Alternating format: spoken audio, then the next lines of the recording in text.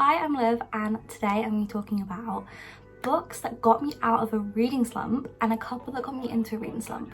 So recently, since I'd say December, I have been in and out of reading slumps all the time, and it's actually so irritating, especially when the content I do on YouTube is book content. It's like, oh my god, I need to read these books, but I'm in such a slump that I just can't pick up this book. So I feel like this video, I'm going to give some recommendations of things that got me out of the slump.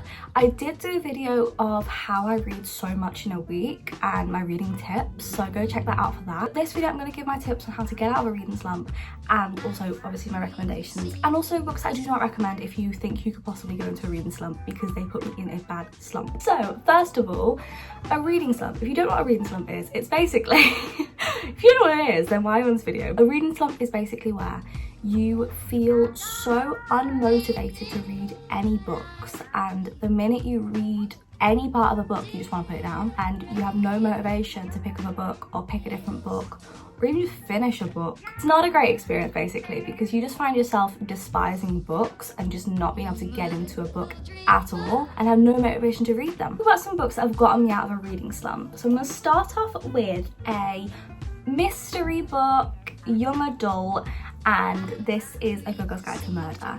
This book series is made up of 3 books and 1 novella, and this is all about a girl called Pip. So this book is a really fast-paced mystery book. Follow Pip, and she is trying to figure out what happened to Andy Bell and Saul Singh. So these 2 people were boyfriend and girlfriend. Saul ended up dying and Andy went missing, and Saul was blamed for Andy's disappearance, and Saul ended up allegedly killing himself. She's trying to find out the truth and uncover it. People in the town don't want her to because they think that she's trying to uncover things that don't need to be seen. There are secrets, people aren't being truthful. It's so good, but the main thing about this is it's not that deep. By that I mean the subject matter is not that deep, and I feel like that is so important when trying to drag yourself out of a reading slump. For me, if the subject matter is too deep, as much as I'd enjoy a book, it then puts me back in a reading slump because I just feel too overwhelmed by that book and how I feel about it. So I do recommend something with a subject matter that isn't too deep, isn't too much, because it can be overwhelming basically. But the reason I would recommend it is because it's a young adult book for one, and as I said, the subject matter is not that deep. We aren't having really like dark things happening. 2, it's fast paced, and when I say it's fast paced, I mean there is not a dull moment in this series. Every single book is so unique. So you got this first book, which is about Saul Singh and Andy Bell. The second book touches on those characters still, and also wraps up the end of this book, and we see the disappearance of somebody that Pip knows. And the third book, Pip is being hunted by somebody. We don't know who it is, and it is such a high stake book, and that book dragged me out of a reading slump as good as dead. That dragged me out of my December reading slump, which was a slump that I was in for like 3 weeks. Highly recommend this series. It's just so fast paced. The storylines are really good. They're really in depth. You find yourself understanding the characters and really like wanting to find out the truth. I also want to mention that in these books there is loads of diagrams. So by this I mean there are, let's try and show you an example. So here we are, we've got like a spider diagram that she draws on one of the pages. Loads of like text messages. Here we've got a production log here, and here we have like an email at the bottom. Like there's loads and loads of interactive stuff basically. We've got a picture of a diary here with actual written stuff out, somebody who's like actually written stuff in a diary, like a picture of it. Honestly, so many interactive things. We have logs, we have police logs that have sections like highlighted that say reducted from the tape because it's information the police can't hand over, and it's just so interesting, and it just grabs your attention. And that's the thing with a reading slump, you need stuff that's going to grab your attention and rip you out of a reading slump. You need books that are going to really grip you. I hope the tips I'm saying, like, they link with each of these books, so I hope they are helping in a way. I hope it makes sense. The next book is a big book, and this is Fourth Wing. So for me, A book that gets me out of a reading slump is between two. So we have a romance or a fantasy, because they are two of my favourite topics, and I would highly recommend Fourth Wing. This book is unlike anything I've ever read before, and that is something I would always recommend for a reading slump, is read something that is different to everything you've ever read. Something that's going to give you fresh material, a fresh idea, fresh outlook on things. Fourth Wing is that for me. So in this, we have a map for one, which always interests me, and this is the map. It's so in depth. We also have a map of the university somewhere, pretty sure. Yeah, we've got a map of the college and how it looks. I just feel like things with maps, so fantasy books, always interest me on a different level. This book is so good. Again, the pacing is so fast and the plot is so different. So this book is about Violet Sorrengail, and Violet is somebody who isn't exactly made out to be a dragon rider, and she's planning to be a scribe, somebody who works in the libraries, and her mum makes her go into the riding squadron and basically try and become a dragon rider. Her body's not made for it, she's got very brittle bones, and she gets injured very quickly, and she has to figure it out, because you either you graduate or you die, and there's no other way out of it. This book has dragons, as I've said, there's plot twists, there's powers, magic, so much. And the world, as I've said a million times, is just so different to everything I've ever read before. And these dragons, they're so in depth, they have personalities. The pacing is it's just done in a perfect way. And the way that this book is written, you genuinely can't tell what's gonna happen next. I did a reading vlog on this book, and I swear, I kept saying, okay, that was really good, but I don't know where they're gonna go from this, because every time I'd think that that's the aim of the book, I'd be wrong. So initially I thought, oh, we're gonna see her get through the trials, that's gonna be the aim of the book. And I was like, wait, we're only at like 200 pages and she's done everything. What's the aim of this book then? You're constantly having twists and turns, and that is the best thing with read, like to get out of a reading slump, is a book that you cannot guess the ending, cannot guess the twists and turns, because it keeps you gripped, it keeps you thinking, oh wait, I need to know what's gonna happen actually, because I don't have any idea what's gonna happen here. Iron Flame is out, so you can read that straight after, but the rest of the books aren't out yet. I think it's gonna be a 5-part series. It's just so in depth, and there's loads of like fan art out of the people in this book, so if you struggle to picture people, like if that's one of the things that puts you in a slump, is you really can't imagine people. I'm the same, so I do look up people on fan art, and I see if like I feel like those are the same people that I'm imagining, and I get a better feel for what I think the people look like. So I would highly recommend fantasy, something that you have never read before. Next, we have a dystopian book, and this is Shatter Me. Again, something that's completely different to everything that I've ever read is the Shatter Me series. This series contains love, it's got plot twists, twists and turns, withheld information. It's got so many aspects, and again, I could not guess the ending. Biggest thing that you need when you've got a reading slump is something that you cannot guess the ending that's going to be coming. Biggest advice I can give you, the best advice. So Shatter Me, this book is a part of a series. So you have this book, then we have Unravel Me, Ignite Me, Defy Me, or was it Restore Me first? Restore Me, Defy Me, Imagine Me, and then you have a couple novellas as well, which I've not read the novellas yet, I need to. This book is about Juliet. Juliet has been locked up for, how long has it been? She says in the start, 264 days, and she's feeling like she's going crazy. The way that she writes, well, the way that Tahereh Mafi has written this book is she has, in Violet's head, like she will say something and then out loud she'll say something else, so she crosses out things in the book, and it's just so interesting. This book is all from Juliet's perspective, and we see her try and figure out what the hell's going on. So this book has powers and gifts, and it's a really dystopian book. So this world, we've got Juliet, and she has a gift. If she touches anybody, she hurts them and can potentially kill them. It's like feeling torture from her touch. And she wants to be used as a weapon by the guy called Aaron Warner, and his dad kind of runs this whole thing.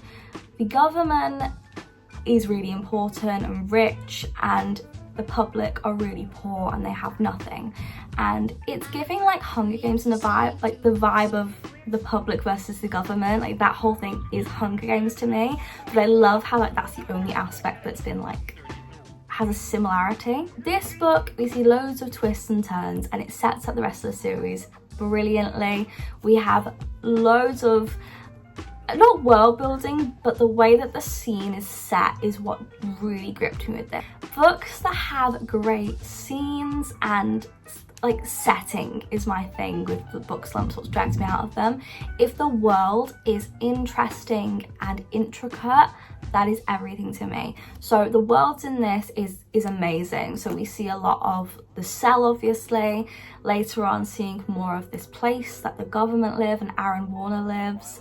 We meet people along the way who become really, really in-depth characters, and there's just loads of plot twists. People aren't who you think they are, and there's loads of withheld information in this series. I could not put it down. I was hooked, and it's honestly so good. But the thing is, the writing is not complicated, and it's also a really small book. So this book, as you can see, is very thin, and it has a grand total of 329 pages. That is nothing. Something I honestly would recommend if you're really struggling with reading, something that is short, and this book is that. So this is 329 pages, as I've said. That is such a short book, and you will fly through this. And short books, to me, I look at them and I'm like, yeah, I can read that. I can read that, because I feel like big books really intimidate me. Like the next book I'm about to read is a 750 page book. That is intimidating, but I'm not in a reading slump, so I'm so for it. But if I was, that would not be on my radar. I'd be like, no, not doing it. 329 pages? I can do that. That's easy. So I just feel like picking something with a small amount of pages can really help you out. It's mind over matter in a way. Like if you're looking at something that's quite a short book, you basically look at it and you think, yeah, I can do that. My last physical book that I recommend is a really hyped book. This book is Acotar, A Court of Thorns and Roses. This book, if you want something that is going to grip your attention, Acotar is the book for you. So this book is a fantasy, it's a romantasy, so it's got my two favourite genres, romance and fantasy. Brilliant. And it's not too long. Again, it's not such a long book, it's a decent size, 116 pages. So that is actually not that much. 416 pages, that is so doable, and it's not gonna make your brain fry. So this book is about Tahereh.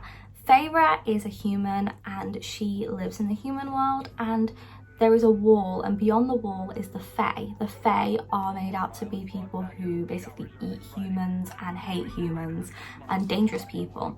Fae is out hunting one day, and she hunts and finds a wolf, brings it back, sells it, and she has some money to provide for her family, who are not very rich. They don't have much, and they barely have enough money to survive. The Lord of the Spring Court shows up, and it turns out that she accidentally had killed somebody who is a Fae.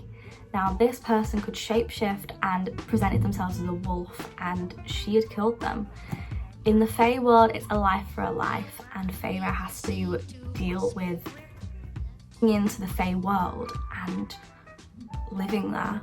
That is the price she has paid, and it is such a good book. Again, we have a map. I'll show you the map because it's so good. And we have a map, and this is what it looks like. It's so good. So we have Prythian and the fairy realms and then the mortal lands, and that's how it looks. It's so in depth.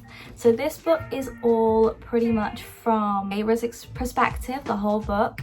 The other books in the series, we have other characters' perspectives, but this book is just so good. You have twists, plot twists, you have such a good world building happening, but it's not a big world building book, if that makes sense. So this book throws you straight in, and within about 20 pages I was hooked. And the way that it's done is the plot is happening and the world building is happening alongside each other. So other books like Six of Crows spend a long time doing world building, and that can put you in a reading slump so quickly. But this actually, they do the world building and the plot at the exact same time, so it's all really interesting and you're gripped the whole time. Sarah J Maas's writing is so easy to understand and it's so fast paced. I've just finished A Court of Wings and Ruin, and when I tell you, I was shocked with how much she managed to fit in 100 pages. Like she really gets a lot put in these books, and it's so fast paced. There's so much happening at once and the plot is so intricate. You're constantly thinking, wait, what? It's honestly brilliant. I did a reading vlog of Acotar, so if you want to see that, it will be linked somewhere, probably in the cards right now. But honestly, best book to get you out of a reading slump. It's a great book in general. It's a great book to get you hooked, and it's so good. But Sarah J Maas's writing, it's just so easy to understand. It's not complicated. Even the mythical things that she comes up with, the creatures and stuff, the descriptions are so good. And again, I would highly recommend looking at fan art for them, because it just helps you really understand what you're reading, and it helps you imagine these people. About the first book is it's not too complicated and it's pretty straightforward. So Acotar, people say it's like a Beauty and the Beast retelling, which I do see, and it's just so good. It's not too complicated, this book, pretty straightforward.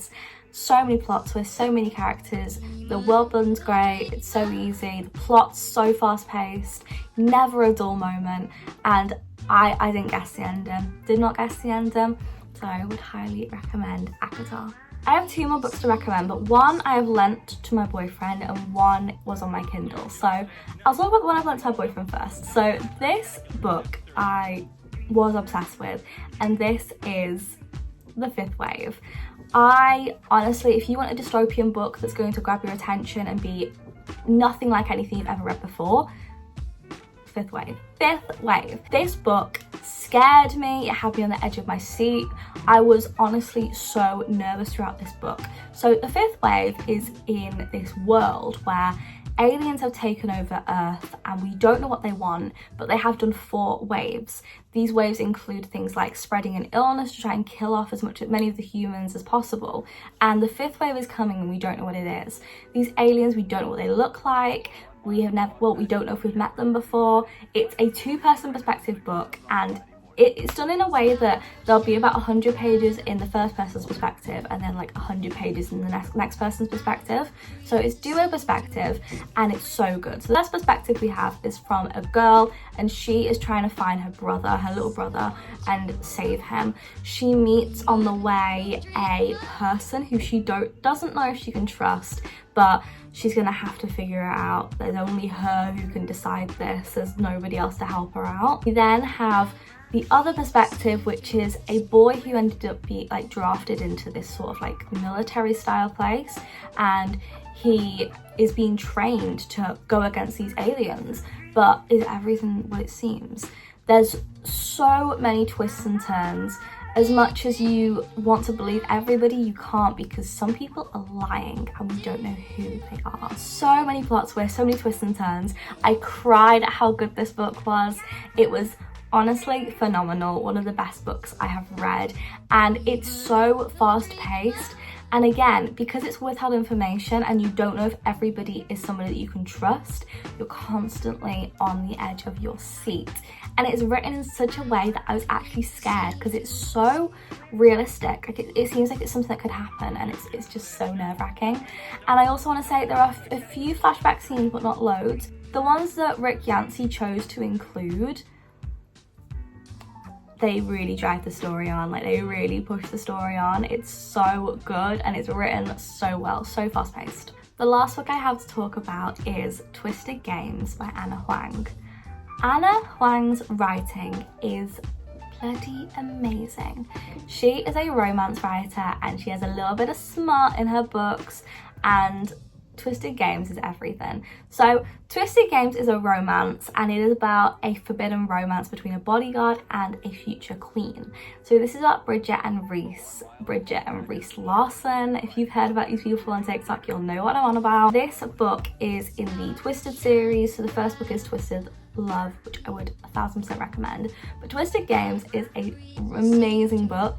So this book, we see Reese basically get to know Bridget, and we see this cold guy. It's dual perspective, and we just see these two people fall for each other and have to figure out what they're going to do, because there is a rule that states that royal people cannot date regular people. They can't be in relationships with them. They have to be royalty, and it's all about how they're going to get around this. There's so many spicy scenes, which personally I love a spicy scene, and I forgot to mention that both Huang and Acotar have spicy scenes in them.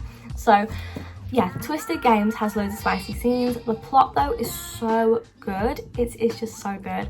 But in this book, I think the main thing that drives me is the characters. The characters are so good, and their chemistry with each other is just so sweet, and it's just such a good book. It really had me gripped, and it's just a nice romance with a happy ending, and that for me is something that always drives me to read something, is if it has a happy ending or not. And I want to say all these books have a decent ending. I mean, I don't know what to say because I don't want to give away anything, but honestly, every single book I've read recommended, I highly would recommend, like massively. For these books I've recommended, I have either given a 5-star to a 4.5, I think. So very highly rated by me, and I've just, honestly, I've adored these books. So if you are going through a reading slump right now, or you feel like you're going to slip into one, I would recommend these books. 2 books that I would not recommend, just because they personally put me into a reading slump, are, first of all, books with loads of toxic characters. So the book I'm thinking of when I say this is Magnolia Parks. I didn't enjoy Magnolia Parks. I thought it was such a bad book, and it is meant to give Gossip Girl, which has loads of morally grey characters and toxic people, but these characters just straight up not good people.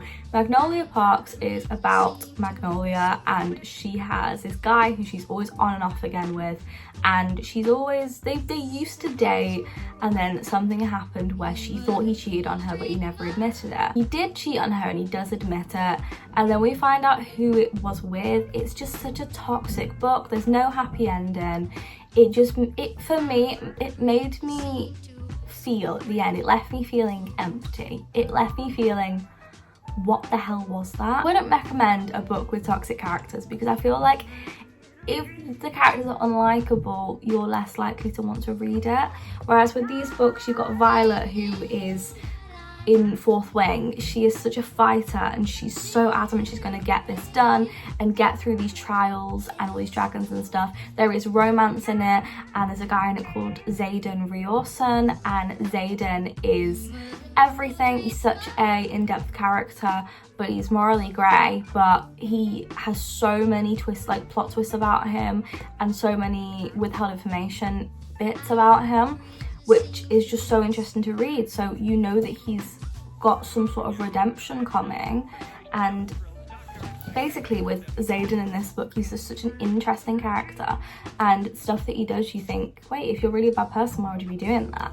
And then you have A Court of Thorns and Roses. Feyre is just somebody who's been thrown into a world that she didn't ask to be in. Like, she's trying to make the best of the situation. You've got Juliet in this book, who has powers that she doesn't want to have because she doesn't want to hurt people, but she wants to do the best she can and the most she can for people because she wants to help. Pip in this book, she is wanting to do everything she can to unveil the secrets and unravel everything, so that these two people who we don't know where Andy Bell is, and we know that Sol died, with the truth not coming out, she wants to really give these people their truth coming out. She wants to allow them to rest easy with the truth out. We then have other things like Twisted Games, which obviously has Bridget and Reese. They're just two people who want to be together, but everything tells them they can't. And then you have the fifth wave. You have this young girl who wants to find her little brother. She promised him she'd find him, and this guy who is so young, he's like 15, and he's being told that he has to be a soldier, and he's doing it for the good of the human race. Like, you've got all these good characters, and then when you've got Magnolia Parks, she is such a self-centered person that's just, her whole point in the book is just to annoy the guy that she wants to be with but can't because he won't admit who he slept with. The second book I wouldn't recommend is Powerless. This book basically copied The Hunger Games, and I did a full in-depth talk about this book when I read TikTok hyped books, and I wouldn't recommend books that you feel like you're starting to dislike. So for me, I feel like this year is the year of DNFing. If I don't like a book and I don't want to read on, I say this after I read Powerless and I forced myself to read it, but that was for a video, so that's different. If I'm reading a book and I'm not enjoying it, I'm just going to DNF it. I'm not going to force myself to read a book that I'm not enjoying, because that will shove you in a reading slump. Powerless to me had all the things that I didn't enjoy, and yet I still tried to read it, and I read the whole thing, and afterwards I did feel, again, unfulfilled and empty. I did not feel like I read something that I enjoyed or I remotely liked, and I finished it and I just stared at the book like, what the hell was that? So if you have a book that you are reading and it is making you feel like, what the hell is this? I'm not vibing with this. Leave it. Leave it and read something else. Those have been the books that I have recommended, and the hell just happened? These have been the books I have recommended and don't recommend, and some tips and tricks in amongst everything, and why I'd pick these books, of course. So I hope you have enjoyed. I'll see you guys next time with another video, and I just want to do a little chit chat video, so I'll see you guys soon. If you've got any book recommendations, tell me down below. Subscribe, like, do all that stuff, and I'll see you guys soon. Bye.